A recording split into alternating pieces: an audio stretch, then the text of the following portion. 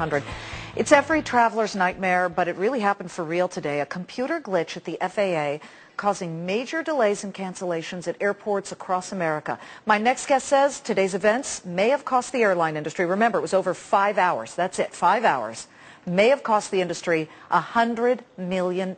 Michael Boyd is president of Boyd Group International. This is an aviation consulting firm. How do you come up with that figure, Michael? It's pretty stunning. Well, when you figure you had several cancellations, you have airplanes that are out of sequence, you have crews that are out of sequence, and it's going to reverberate throughout the system over the next several hours. It could be significant amounts of money, not to mention handling passengers whose flights are delayed, flights are missed. Okay, but there are thousands of flights, so it goes down. But this is the second time in 15 months. Should we be annoyed by that or grateful for it? We should be annoyed. There was no backup system. We should be annoyed. The FAA has no new systems coming online. The FAA says they do, but they really don't.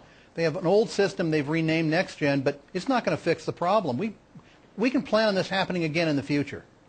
This is live pictures, by the way, of Atlanta Hartsfield Airport there. My husband was trying to fly out of there this morning. He was delayed about 2 hours, but finally got out of there. I know that there were huge delays here in New York and in Newark and in New Jersey, but let's spin it forward. This could have happened just 7 days later, right at the height of when millions of people are expecting, Michael, to be at airports around the nation. How much worse could this have been?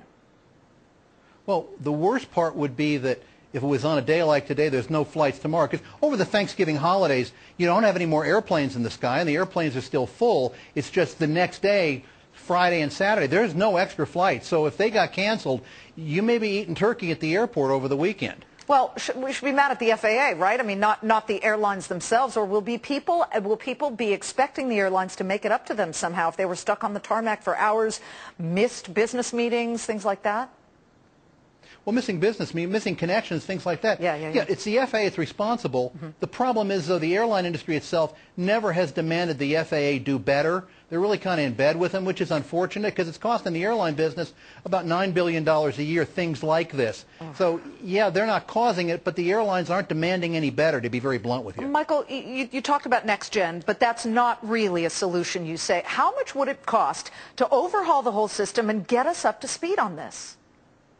Probably less than $5 billion over a period of 3 years if they went to a full free flight system that junked this current approach, which puts airlines into highways across the sky, and went to a full free flight program where airplanes would take off and be managed from the ground on the trajectory they wanted to go. It's not Buck Rogers, but the FAA is wedded to basically computerizing the buggy whip with this current NextGen program. It's terrible. You know, $5 billion, that's like 26 AIG bailouts. I mean, we should really be looking at stuff that affects all people, not just a small company like that. Michael, you've been critical of the airlines in that, well, now, of course, for example, they're charging for you to take a single bag. Are the airlines getting anything right at this point? Because, you know, let me just say this. They've cut capacity, and the on-time arrivals have gotten a lot better. Well, yeah, that's true because our air traffic control system can't handle the nation's natural demand. So when you cut capacity and fewer flights, you can handle it better.